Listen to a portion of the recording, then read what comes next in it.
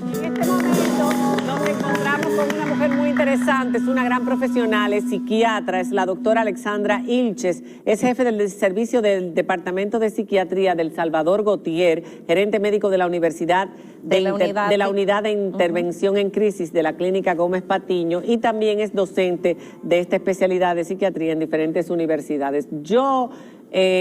Antes de empezar a hablar del burnout, la doctora me hace una mención, me dice, lo que dijiste al principio es verdad. Y yo dije, gloria a Dios, yo lo había leído, y algunas personas me lo han dicho, pero no como data científica. Sí, claro.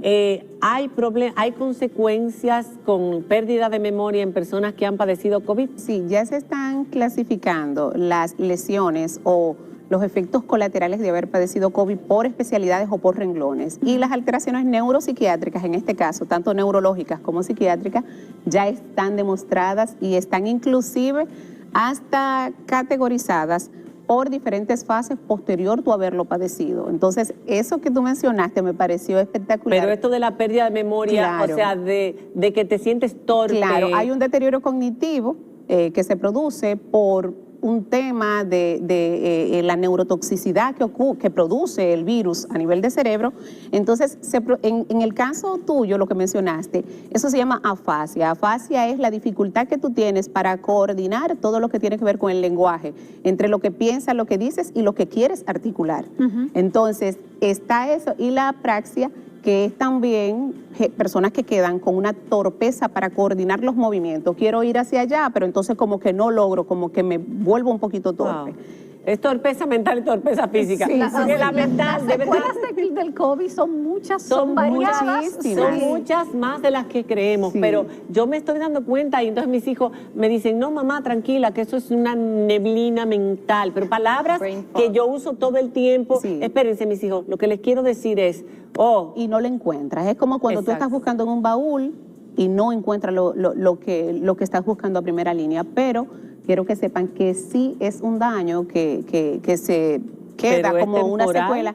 Hasta ahora tenemos que decir que es temporal porque todavía estamos en la tabulación de lo que son las consecuencias se pueden hacer colaterales. ejercicios, pero va a mejorar para recuperar. Sí. En este caso, uno recomienda mucho lo que son las estimulaciones cognitivas, sopa de letra, volvemos ahí, sopa de letra, juego de dominos, leer y tratar de memorizar, ver películas en este caso, y tú comentar al otro día.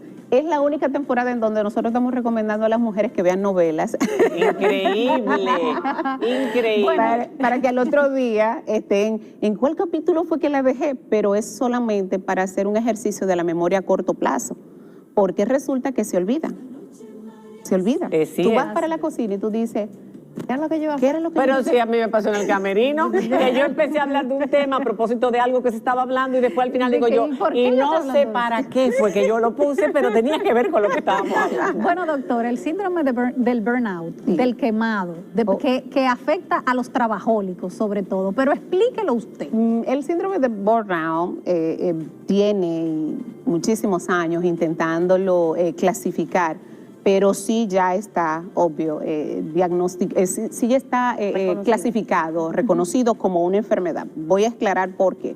Resulta que anteriormente se decía que era el famoso agotamiento físico que tenían las personas, pero ya hay otra serie de grupos de síntomas que se han sumado, como son alteraciones emocionales, en este caso, y psiquiátricas, pero también que tienen que ver aquellas con las propiamente del rendimiento.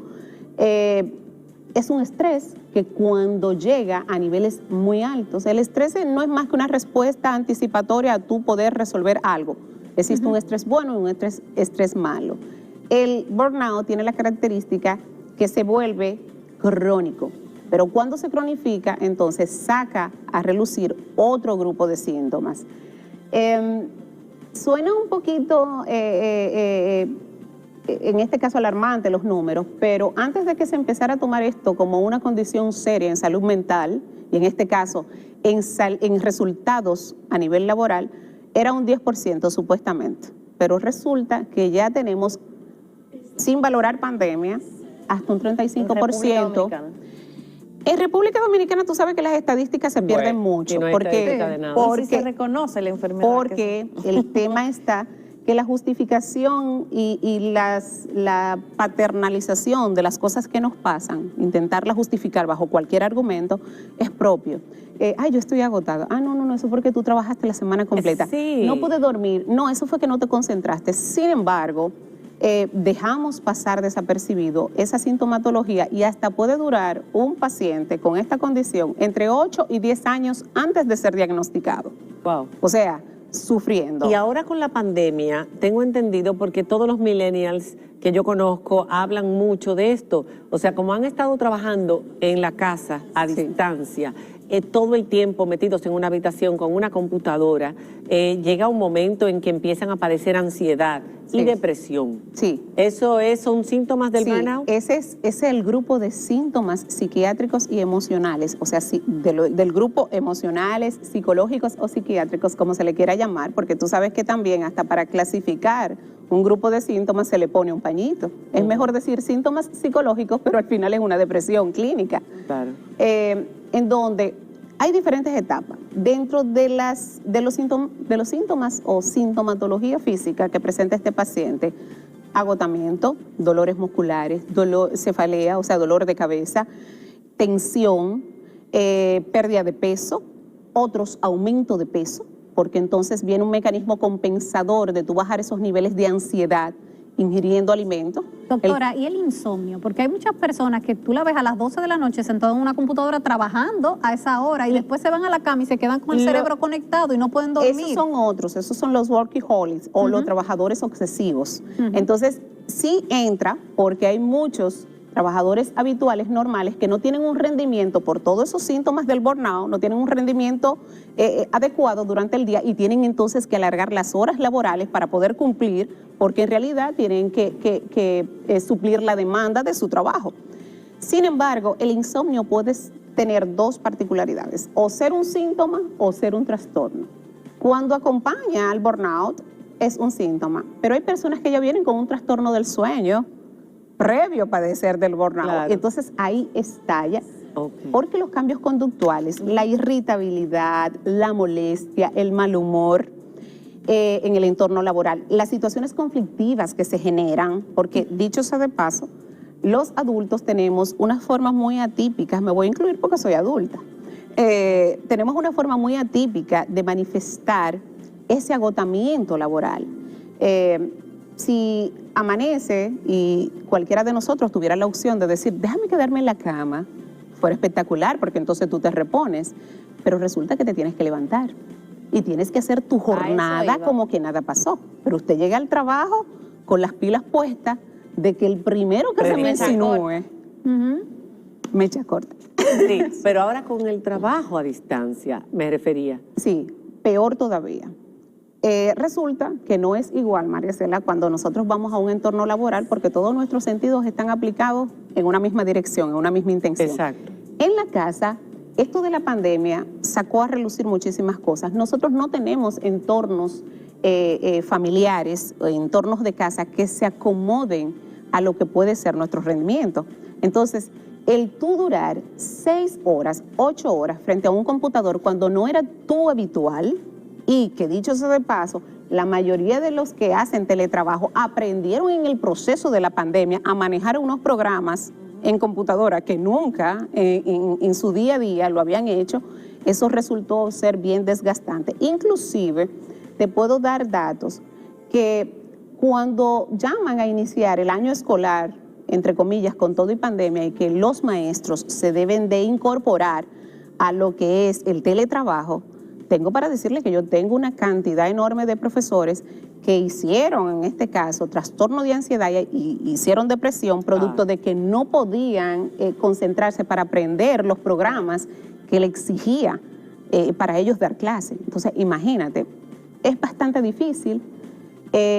Para algunos vino a justificar las horas que sí quiero pasar frente al computador, pero para otros no. Igual nos rinden. Doctora, con eso que usted dice, tenemos gente que está agotada física y emocionalmente. Y esta enfermedad ya está reconocida por la OMS como una enfermedad. Pero en este país, generalmente cuando usted va donde un jefe, usted le expresa esos sentimientos, lo que te dice, tú estás loco, qué sé yo, ¿qué planes hay en República Dominicana para contrarrestar esta enfermedad y quiénes son los responsables de que esos planes se lleven a cabo? Está incluido, por ejemplo, en el Código Laboral, qué es lo que me toca, qué es lo que tengo que hacer, el tratamiento, en la seguridad de salud que no cubren enfermedades mentales. Me encanta esa pregunta. Sé que me estoy tirando una soga al cuello, pero lo voy a hacer de una manera muy responsable.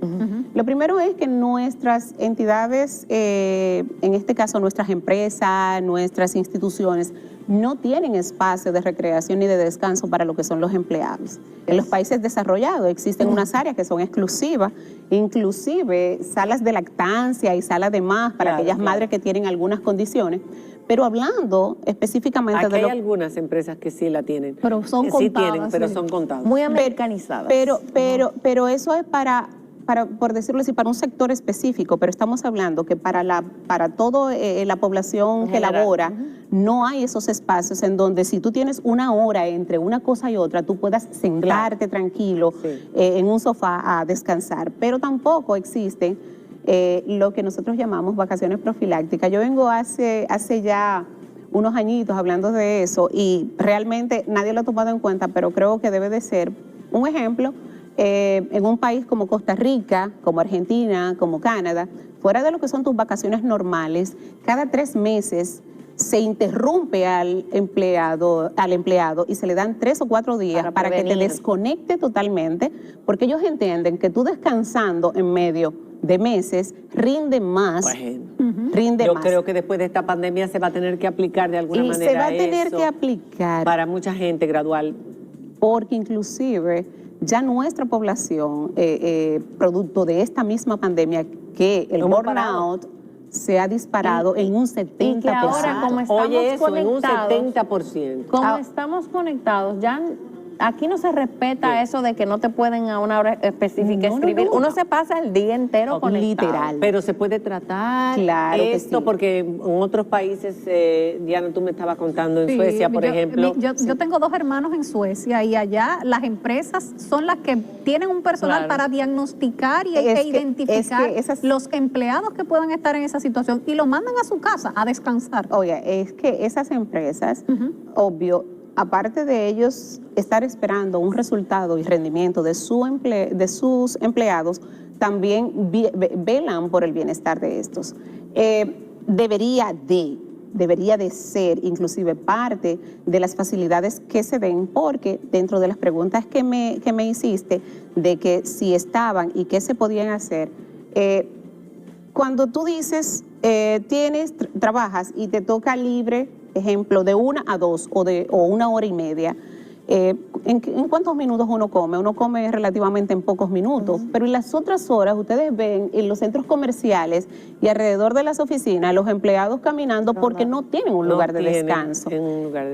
Cabe resaltar que las ARS, los seguros, nuestro plan básico de salud cubre algunas consultas. Yo me quejé en un momento porque el burnout fue inclusive la primera causa de suicidio que ocurrió en España durante la pandemia, donde una doctora, y en Estados Unidos, la directora del hospital del Líbano, también cometió, y fue producto del agotamiento. El agotamiento. Y la depresión, la tristeza. Que se combina y se dispara de una manera exorbitante. Bueno, la cosa es descansar, pero desconectarse. Porque yo tenía uno en mi fin de semana que yo acabo de pasar, que él estaba descansando, pero él estaba conectado. Sí, pero la cosa mentalmente es que conectado. La cosa es que nuestros superiores reconozcan esta enfermedad. Porque uno no puede ser también te votan. Óyeme, también entender que la estamos padeciendo y cuando nos vamos de fin de semana, desconectarnos y decir, lo sentimos, lo siento, necesito desconectarme. Si no, siguen conectados y no descansa el cerebro. Claro, se trata de la forma que se trate haciendo un diagnóstico, no justificando tu cansancio, porque nosotros estamos empeñados en que si nos sentimos mal, decir el por qué. No, porque no dormí bien o por esto. y entender de que la salud mental es prioritaria. Muchas gracias, Muchísimas doctora. gracias, doctora, por haber estado con nosotros. Un tema que puede dar para un ratito más, pero tenemos el tiempo contado porque tenemos a Raúl Vaz cuando regresemos después de la pausa. Muy interesante lo que él nos va a hablar. Ya regresamos. Gracias, doctora. Gracias a ustedes.